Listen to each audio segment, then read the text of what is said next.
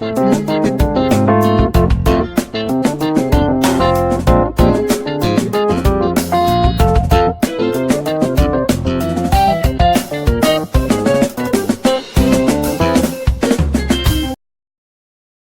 everyone, you are welcome to Anchor Network where you get reliable and authentic news that are so crucial to you. I say big thank you to everyone who has been part of this channel and who has taken time to subscribe. And if you are yet to subscribe, I say please click the red subscribe button and also the bell icon. The bell icon will allow you to get notified anytime we publish any news. Malaysian lady jailed for fraud in the US, promised victims Nigerian oil. A Malaysian lady in the US has been jailed for 51 months in an American prison after pleading guilty to identify theft and fraud. She promised her victims investments in Nigerian oil. A US daily reported that Chisiu him, 59, was sentenced to jail on October 4 in Alexandria, Virginia, after having been arrested in 2017. According to the report, Che had stolen the identities of at least 6 people, including past roommates. She would then use those identities for scams. She convinced professional athletes and successful executives she was the granddaughter of Singapore's first Prime Minister, Lee Kuan Yew, and a close friend of former US President Barack Obama. The money they gave her for supposed investment in Nigerian oil and Washington sports teams, they now believe she spent on high-end cars, plastic surgery, and designer handbags, the report said. According to the court records, her victims included a chef, trainer, and several manicurists, among others. Che pleaded guilty this year in Alexandria Federal Court only to identify theft and fraud, having been caught speeding through Southwest Virginia in a Porsche with an old roommate's driver's license, up until her October 4 sentencing, at which Judge T.S. Ellis Hill put her in prison for 51 months. Che's true identity was in question, saying, "I'm a little confused about what name to use for her," Ellis told the Smail. Quiet woman, quiet woman, chin length, black hair streaked white. She said her name was So Hung Lee, and her lawyers said she was 66 years old. Prosecutor Gordon Kronberg jumped up in objection, Washington Post reports, saying she's not 66 years old. The woman whose identity she stole is 66 years old. She's 59, he declared. So which Liz is just another identity which she stole. So guys, that is what is happening now. The truth of the matter is that uh crime is being committed everywhere. We have scammers everywhere. We have people who are defrauding people everywhere. But when it comes to black, you know, it goes beyond board. People try to blow it out of proportion. Nobody is supporting evil. Nobody is supporting people going into fraud.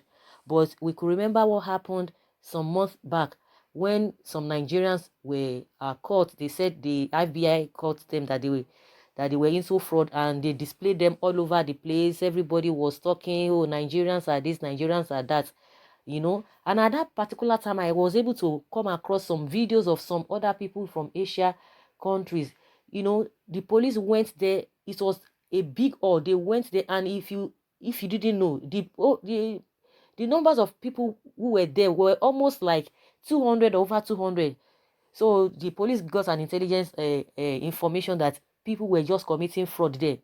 All these guys, they were white, but it did not come out in the public the way, you know, Nigerians were being displayed all over the world, as if Nigerians, the only country that commits crime is Nigeria.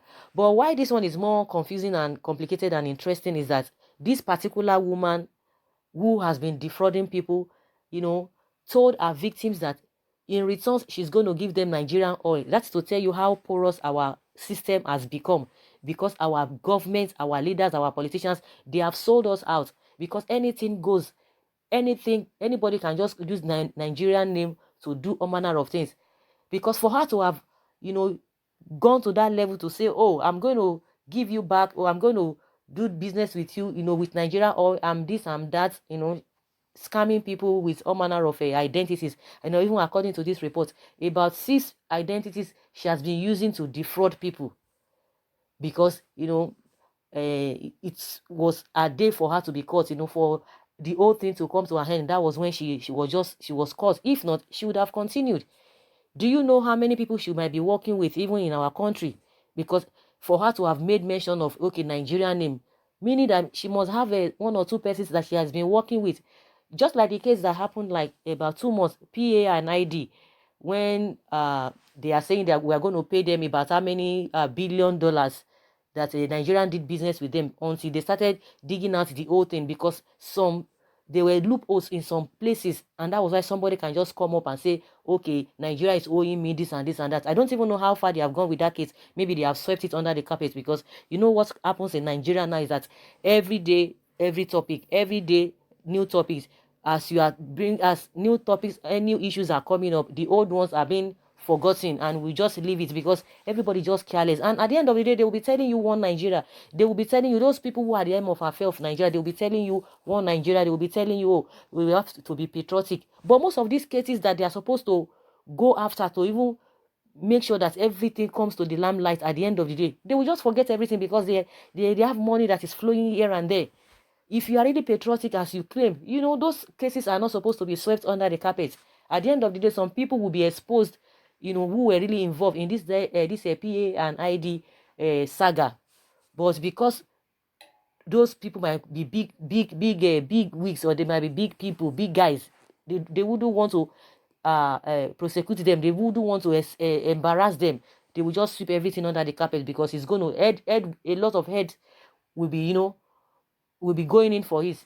But because it is them, they will try to sweep everything under the carpet. But when it comes to ordinary Nigeria, you see that police, EFCC, DSS, all of them, they will swing into action. They will be expecting you, when it comes to big people, expecting you to write a petition. But when it comes to ordinary Nigerians, that is when you know that they are very serious with their jobs.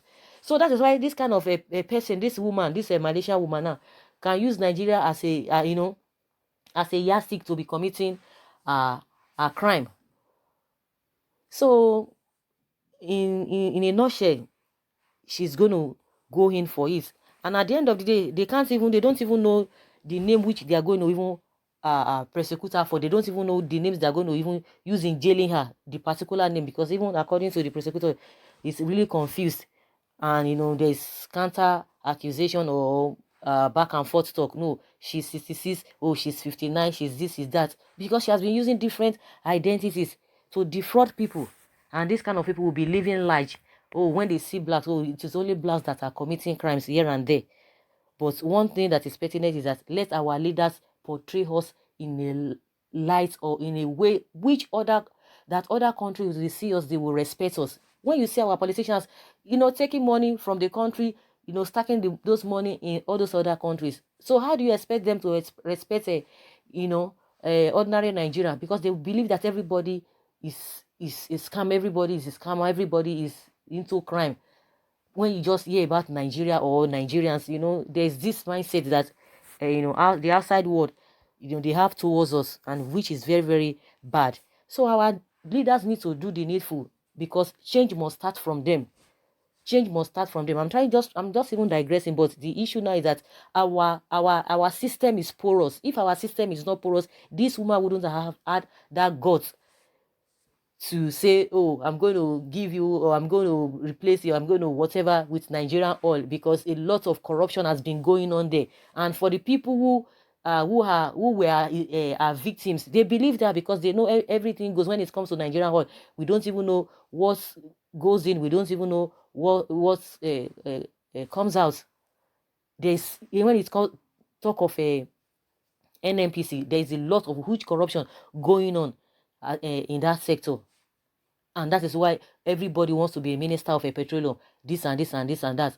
So that's why she can just use that sector, as a yardstick to be committing crimes. And those ones have been paying her heavily, because she's already living large.